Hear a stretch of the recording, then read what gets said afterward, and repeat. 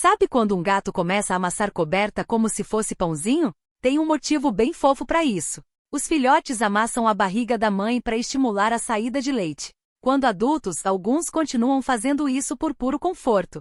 E quando seu gato faz isso perto de você, significa que ele se sente seguro, como se você fosse a mãe dele. Tem gato que se empolga tanto que até baba ou dorme enquanto amassa. É tipo um carinho que vem do coração.